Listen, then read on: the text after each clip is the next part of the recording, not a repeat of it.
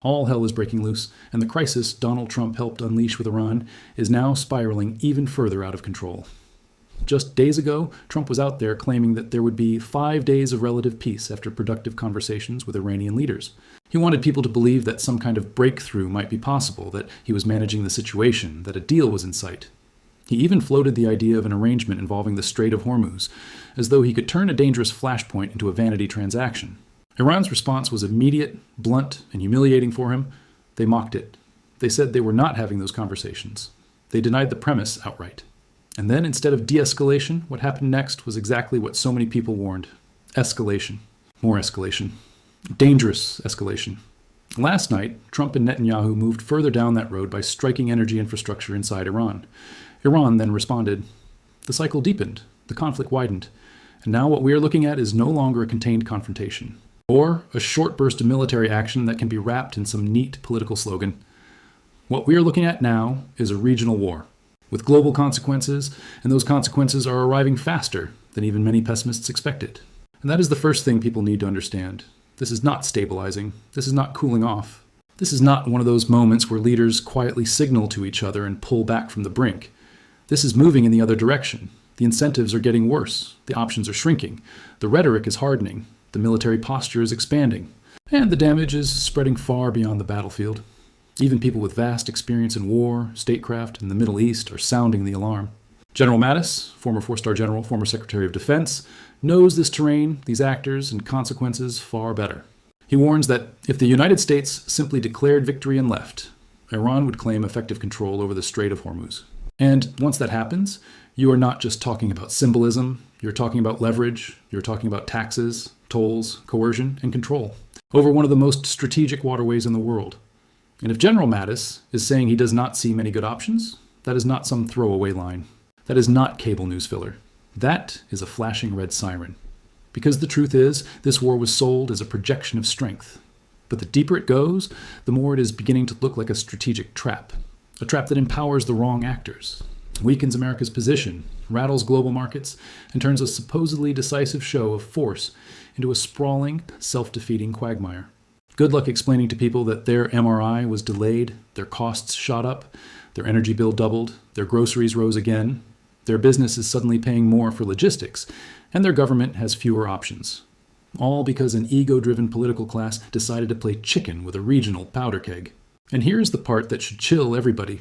Even if this war ended tomorrow, the economic shock would not vanish tomorrow. The damage would remain, the uncertainty would remain, the pricing effects would remain, the shipping dislocations would remain, the political risk would remain. Markets do not simply forget. Supply chains do not simply reset overnight.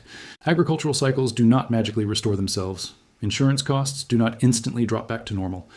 Once the world sees that this region can be pushed to the brink this recklessly, the consequences linger. But the war is not ending tomorrow. It is escalating. And you can see that in the military posture alone. The Trump regime is moving more assets, more personnel, and more force into the region.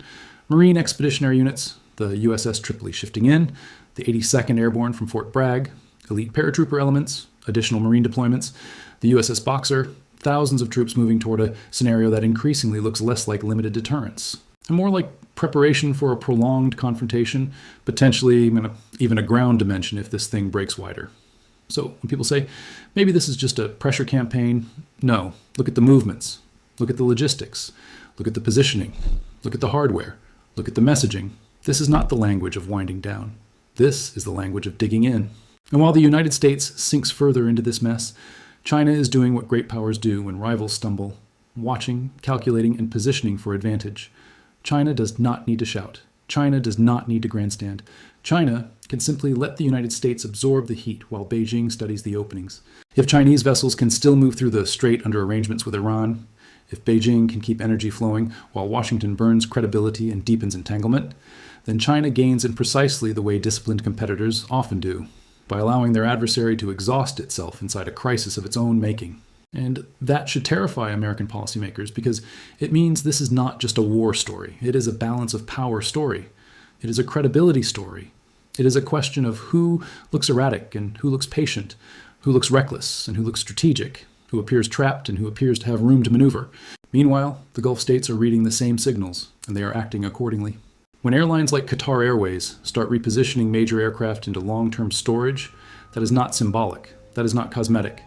That is a sign that people with real money, real assets, and real exposure are planning for disruption that may last not days, not a week, but months. Think about what that says. Think about the implication. Think about what it took for places like Qatar, Dubai, and Abu Dhabi. These Gulf hubs built themselves into centers of aviation, finance, luxury, tourism, logistics, and global commerce.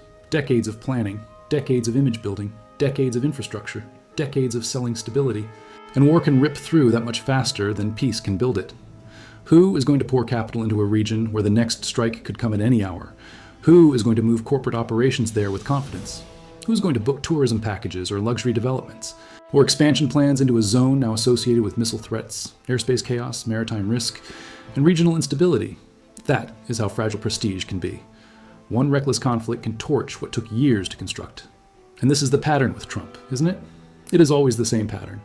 Destruction masquerading as toughness, chaos marketed as genius, collapse spun as leverage. This is a man who spent decades burning through contractors, lenders, and workers, while pretending that the wreckage behind him was proof of brilliance, company after company, deal after deal, broken promises, burned partners, bankruptcies, blame shifting, fraudulence packaged as confidence. And now he is applying that same instinct to American power itself. He is doing to alliances what he did to businesses. He is doing to diplomatic credibility what he did to lenders. He is doing to U.S. standing what he did to every institution he ever touched, hollowing it out, monetizing the attention, and leaving everyone else to pay for the damage. And where are his priorities while all of this unfolds? Is he building coalitions? Is he repairing trust? Is he coordinating responsibly with democratic allies? No, he is still playing footsie with authoritarians. He is still using platforms like CPAC Hungary to boost Viktor Orban, one of the Kremlin's favorite illiberal allies inside Europe. He is still inviting Belarusian strongman Alexander Lukashenko into the orbit of legitimacy. He is still treating democracy as weakness and autocracy as some kind of macho brand identity.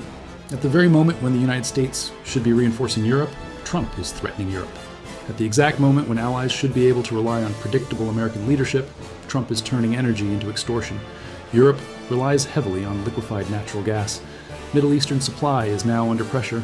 That means American LNG becomes more valuable, more strategic, and more expensive. So what does Trump do? Does he say, we stand together? Does he say, we will stabilize this crisis as allies? Of course not. Instead, he moves like the wannabe mob boss he has always been. Accept my terms, accept my tariffs, accept my trade demands, or lose favorable access. That is not alliance management. That is coercive racketeering dressed up as statecraft. And here is where the story gets even more perverse. The war that was supposedly going to weaken Iran may actually be strengthening it. Think about that. Sit with that. Before this war, Iran was under one set of constraints. It was producing at one level, selling at one discount, working through one set of bottlenecks. But now, under wartime conditions, with markets tight, with prices elevated, with new payment routes and workaround mechanisms emerging, Iran may be earning more, exporting more, and operating with more leverage than before. Petrochemical sales may be expanding, buyers may be broadening, financial channels may be adapting. In other words, the war that was sold as a punishment mechanism may have delivered Iran something close to de facto sanctions relief. That is a strategic disaster. Because once a regime believes it can survive war, profit in war, and use war to increase its leverage over shipping and energy, then its incentives change.